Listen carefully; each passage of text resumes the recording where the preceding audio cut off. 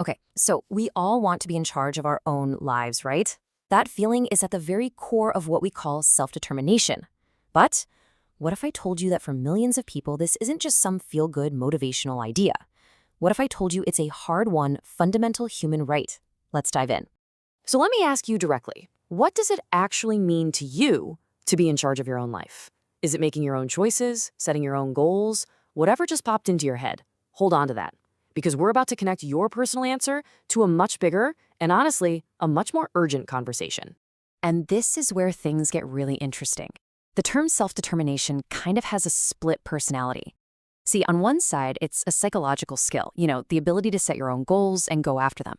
But on the other side, it's this powerful demand for a fundamental human right, the right to basic dignity and freedom. And believe me, the stakes for each are worlds apart. So let's really get into this tale of two meanings. We're going to start with the one you're probably already familiar with, and then we'll explore the one that literally became a battle cry for justice. Think about that feeling when you're completely lost in doing something you love, right? That's what psychologists call intrinsic motivation, and it's a huge piece of this first definition. It's really all about being the author of your own story, not just a character being pushed around by outside forces. But now, let's flip that coin. Because for people with disabilities, self-determination isn't just a concept from a textbook. It's a political demand. It represents this long, incredibly difficult fight for the basic human right to live with dignity and to live free from the control of others. And that brings us to a really crucial turning point in the story. The moment self-determination stopped being seen as a privilege and started being recognized as a fundamental right. To really understand just how massive that shift was, we've got to take a step back in time. Yeah, this really paints a pretty stark picture of a painful history, doesn't it? For centuries, people with disabilities were just pushed to the edges of society. They were often seen as broken or somehow less than. And their reality? It was often living in environments that were designed to control them, to create dependency, which stripped them of any chance to live a self-determined life. Then, in 1972, a Swedish philosopher named Bengt Nierge completely changed the conversation. He argued that self-determination wasn't some complicated theory. Nope, he said it was something much more basic. Simply, the normal respect to which any human being is entitled. It was such a simple idea, but it was absolutely revolutionary. So where did this big idea even come from? Well, it actually has deep roots in the fight for freedom. It all started with that wild, revolutionary idea that people, not kings, should be in charge. Then, that idea was used to argue for the right of entire nations to govern themselves. And finally, visionaries like Nierge took that same powerful concept and applied it to the struggle of people with disabilities for their own personal freedom. And by 1989, the movement had truly found its voice. The disability rights leader, Robert Williams, just put it perfectly. He said, "We already know that it is just another word for freedom." This wasn't about abstract ideas anymore. This was about the real, fundamental right to live with dignity and chase the same dreams as everyone else. Okay, so we have this incredibly powerful idea of freedom. But how do you actually make that real? How do you turn it into something you can teach? How do you give people the tools to claim their own freedom? Well, that's the exact challenge we're going to tackle next. This is where something called causal agency theory comes in. Now, that sounds a little academic, but think of it like an instruction manual for building a self-determined life.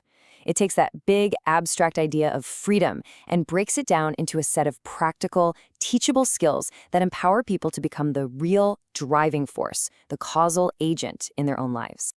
So what are these skills? Well, researchers figured out there's a core set. They are the building blocks of self-determination. Things like being able to set and achieve your own goals, figuring out how to solve problems, making your own decisions, and, crucially, knowing how to advocate for yourself. These are the tools that let people really take the wheel. But here's the absolute key. It's not enough to just teach these skills in a vacuum. They have to be practiced and nurtured in what's called an autonomy-supportive environment. That just means a place where people feel safe and encouraged to try, to maybe fail, and to grow. It's about creating a whole culture of empowerment. So this all sounds great in theory, right? But does it actually work? I mean, in the real world, does teaching these skills actually lead to better lives? Well, the data has a really compelling story to tell. After decades of research, The answer to that question is a huge, resounding yes. The evidence is just so clear and compelling. When we teach these skills, it has a significant positive impact on people's lives. Let me just show you a number that might actually blow you away. 95%. A massive meta-analysis, that's a study that combines the results of dozens of other studies, found a 95% success rate. What that means is, in the vast majority of cases, people who were taught these skills were able to learn them and use them to improve their lives. I mean, that's a home run for any educational program, period. But does this success in a classroom or a program translate to success out in the real world? Absolutely. This chart shows a clear, undeniable link between self-determination and better outcomes after high school. We're talking about things like getting a job and being an active part of your community. So the conclusion here is pretty simple, and it's undeniable. This isn't just some nice idea, it's a proven strategy. When we empower people with the tools of self-determination, we see real, tangible, measurable improvements in their lives.